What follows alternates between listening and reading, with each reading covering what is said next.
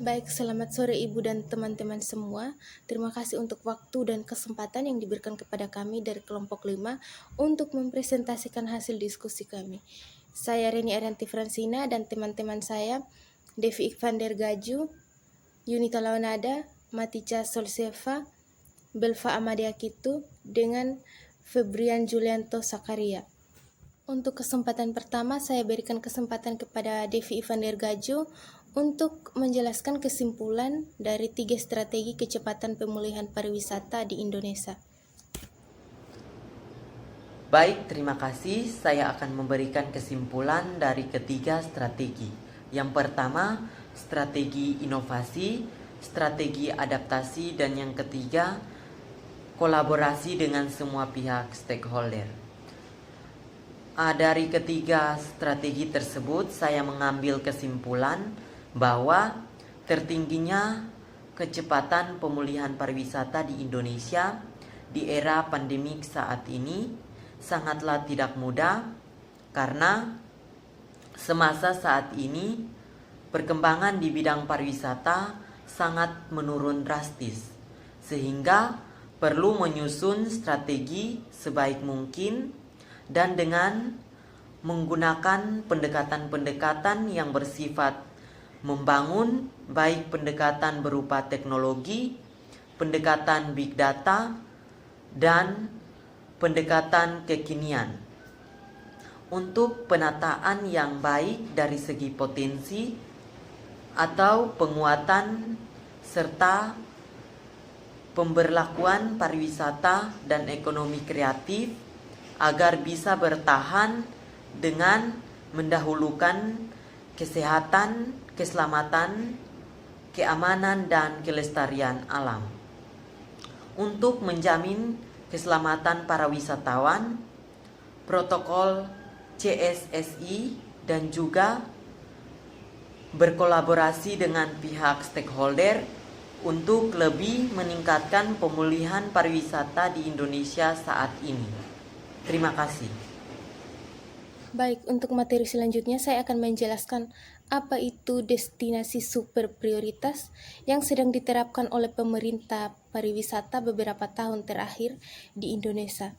Jadi destinasi super prioritas merupakan bagian dari program 10 Bali Baru yang dicanangkan pemerintah. Nantinya destinasi-destinasi tersebut tak hanya menjadi daya tarik wisatawan saja, namun juga menunjukkan ekosistem ekonomi kreatif yang melibatkan warga setempat. Adapun tujuan dibangunnya destinasi super prioritas di Indonesia adalah untuk menarik wisatawan baik dari domestik maupun internasional untuk berkunjung dan bisa lama tinggal di Indonesia. Mengingat para wisatawan yang lama tinggal di Indonesia, mereka akan menghabiskan dana liburan untuk membeli produk-produk kreatif dari daerah yang mereka kunjungi. Dan dari itu semua bisa menjadikan Indonesia sebagai pariwisata terbaik dunia dan tercapainya visi Indonesia menjadi negara maju.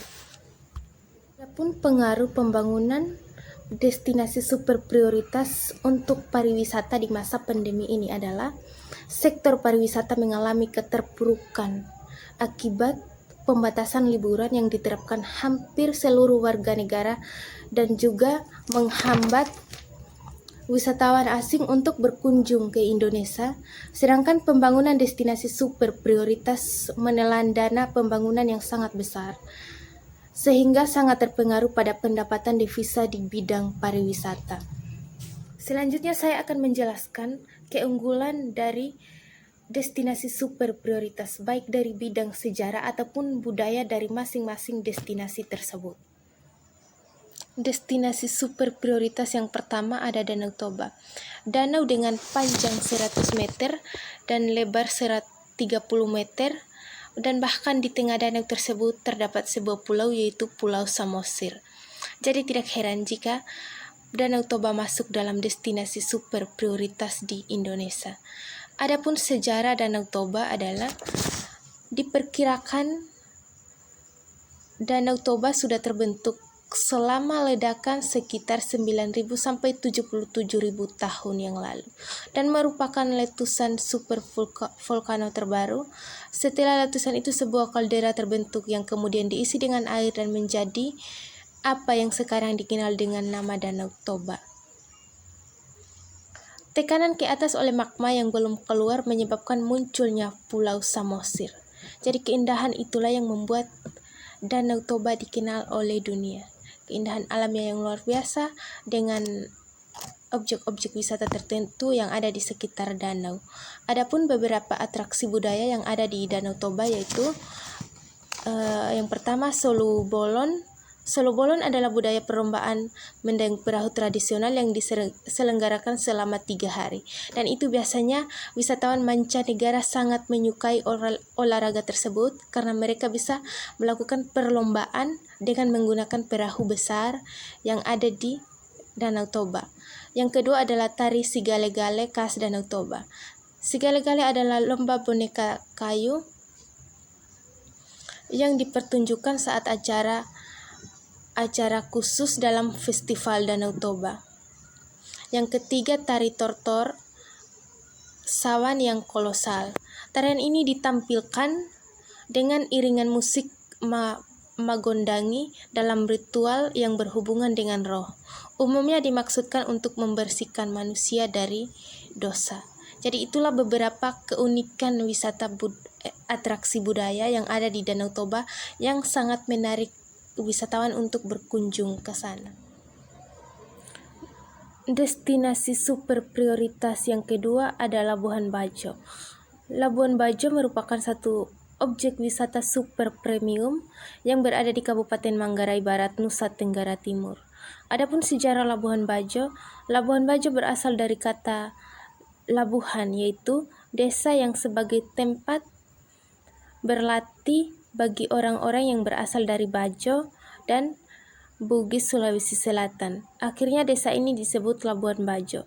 Dengan eksotisnya, Labuan Bajo menjadi destinasi wisata yang bahkan dikenal oleh mancanegara. Menjadi destinasi wisata, Labuan Bajo kemudian menjadi ibu kota Kabupaten Manggarai dengan fasilitas transportasi, dermaga, bahkan bandar udara. Ada beberapa budaya yang diterapkan yang ada di Labuan Bajo. Yang pertama, suku laut. Tradisi budaya ini adalah budaya hidup di atas perahu dan menangkap ikan di berbagai perairan di Indonesia. Yang kedua, festival komoditas. Perayaan ini diadakan pada bulan Maret sekitar tanggal 5 sampai 10 Maret. Dalam festival tersebut diadakan berbagai parade kesenian, tarian tradisional, hingga pentas seni budaya khas NTT. Yang ketiga ada tradisi kepok. Tradisi ini dilakukan oleh masyarakat setempat untuk menyambut wisatawan mancanegara yang berkunjung ke Labuan Bajo. Yang keempat ada tradisi rumus moso. Tradisi ini adalah suatu tradisi pembagian tanah ulasat.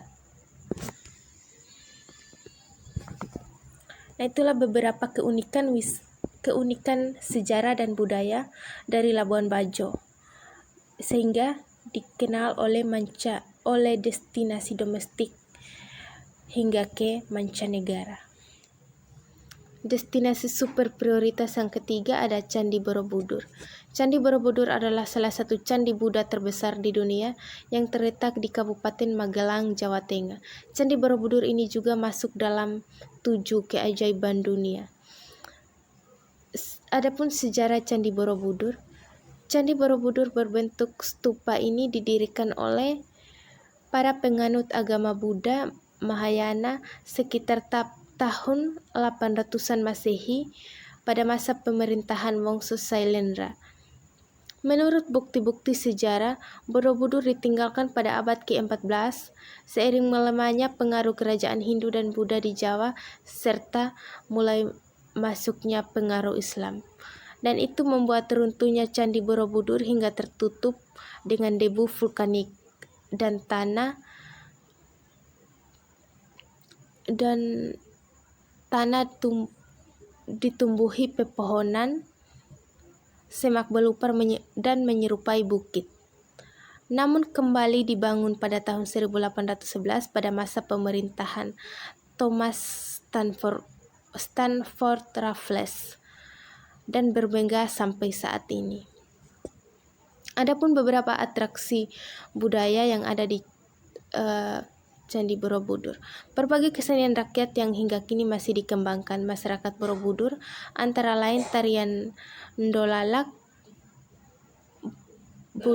budayakan, topeng ireng, jatilang, kuda lumping, gatoloco, selawatan, kobrosiso, stek rodat, dan lengger. Ada juga pementasan ritual, yaitu ritual Ondorante, sedeka kedong winong, sedeka kali bendo, dan wayang kulit. Itulah beberapa keunikan atraksi wisata yang ada di Candi Borobudur dan yang juga bisa menarik wisatawan untuk berkunjung ke Candi Borobudur. Destinasi super prioritas yang keempat ada Pantai Mandalika. Pantai Mandalika terletak di Kabupaten Lombok, Provinsi Nusa Tenggara Barat. Adapun sejarah Pantai Mandalika, menurut legenda, dahulunya ada seorang putri bernama Putri Mandalika yang sangat cantik. Banyak pangeran dan pemuda yang ingin menikah dengannya. Karena ia tidak dapat mengambil keputusan, makanya ia terjun ke air laut. Ia berjanji sebelumnya bahwa ia akan datang kembali 1 kali dalam setahun. Rambut yang panjang kemudian menjadi cacing nyale di daerah tersebut. Untuk mengenang pengorbanannya, Ratu Mandalika di bagian pantai Kuta dibuat patung atau monumen Putri Mandalika yang sedang terjun ke lautan. Adapun budaya yang ada di destinasi super prioritas Mandalika, yang pertama, tradisi budaya Baunyale. Tradisi ini adalah tradisi kegiatan menangkap cacing laut dengan tangan. Budaya ini digelar sekali dalam setahun. Sedangkan yang kedua adalah tradisi mangan brenges.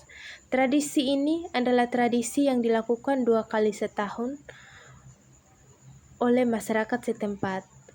Masyarakat semuanya membawa hasil makanan mereka dalam bakul ke pantai dan makan bersama-sama di sana. Tradisi ini juga adalah tradisi yang sangat menarik wisatawan.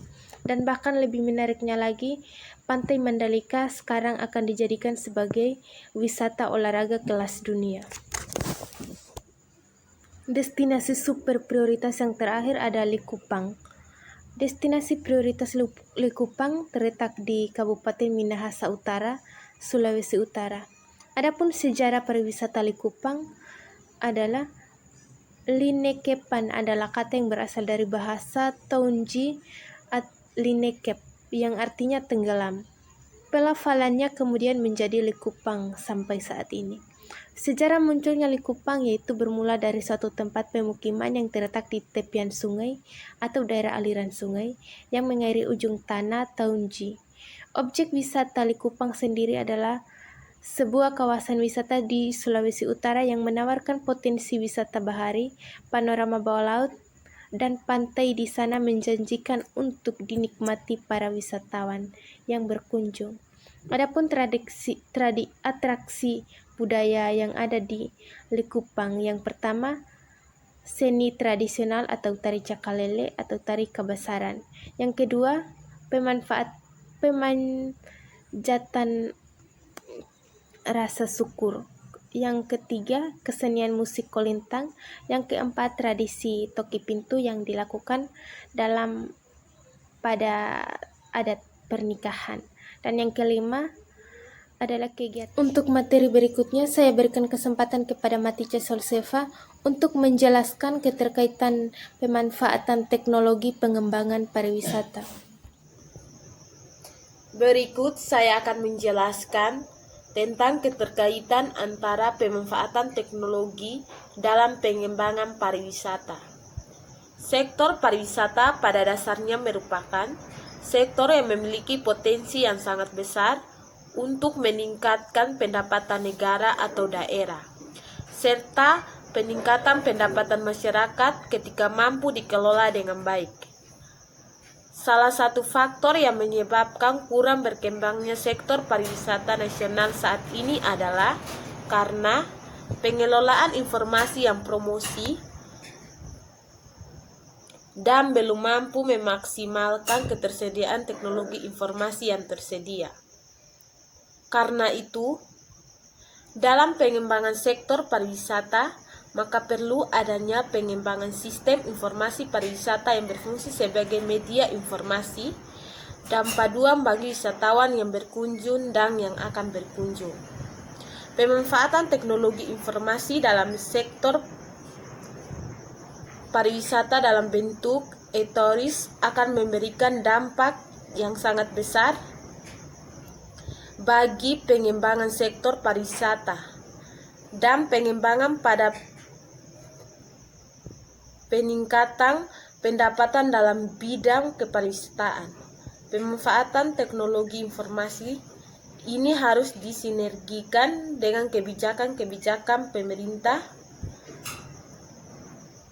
dalam rencana pengembangan kepariwisataan daerah dan terintegrasi dengan sistem pendukung pariwisata lainnya. Terima kasih. Selanjutnya Yunita Launada tentang pengertian virtual tour. Tur virtual adalah simulasi lokasi yang terdiri dari rangkaian video, gambar, dan juga elemen multimedia lainnya seperti efek suara, narasi, dan teks. Ungkapan tur virtual sering digunakan untuk menggambarkan berbagai video dan media berbasis fotografi. Selanjutnya Belva Amadia Kitu menjelaskan tentang virtual tour untuk mempromosikan pariwisata di era pandemi. Jadi virtual tour ini memiliki peranan sebagai media promosi online atau media interaktif. Nah, virtual tour juga ini meyakinkan para pengunjung untuk mengekspos keunggulan-keunggulan seperti fasilitas yang ada di dalam lokasi terkait. Virtual tour juga ini memiliki peranan sebagai inspirator dalam proses membangun sebuah usaha atau bisnis, sehingga tercipta sebuah konsep produk dan jasa yang dapat menjembatani kebutuhan informasi serta promosi di tengah kemajuan teknologi yang semakin pesat. Sekian dan terima kasih. Dan Febrian Julianto Sakaria penjelasan tentang kelebihan dan kekurangan virtual tour. Oke, baik, saya akan menjelaskan tentang kelebihan dan kekurangan dari virtual tour tersendiri. Yang pertama kita masuk dalam poin kelebihan dari virtual tour, yaitu mengurangi potensi penyebaran COVID-19. Seperti sudah disinggung bahwa COVID-19 sekarang belum juga selesai. Dan untuk itu kita harus tetap berada di rumah, menjauhi kerumunan dan menerapkan protokol kesehatan. Dan karena inilah salah satu kelebihan dari virtual tour, kita tetap bisa mengikuti tur wisata dan tetap berada di rumah. Yang berikut adalah menghemat biaya. Menghemat biaya tentu karena kita tidak perlu mengeluarkan uang untuk membeli tiket, menyewa hotel, kendaraan atau yang lain-lain, karena kita tetap bisa berada dan melakukan semuanya dari rumah. Yang berikut adalah mudah dilakukan karena selain murah, jalan-jalan virtual juga bisa dilakukan hanya dengan duduk di depan laptop atau HP, sehingga virtual tour ini tetap mudah dilakukan. Kita masuk di kekurangan virtual tour. Yang pertama adalah tidak bisa menghadirkan suasana real di lokasi. Dalam artian, virtual tour memang bisa memanjakan mata, tapi kita tidak bisa merasakan suasana atau lokasi di tempat wisata tersebut. Dan yang berikut adalah banyak spot yang terlewati.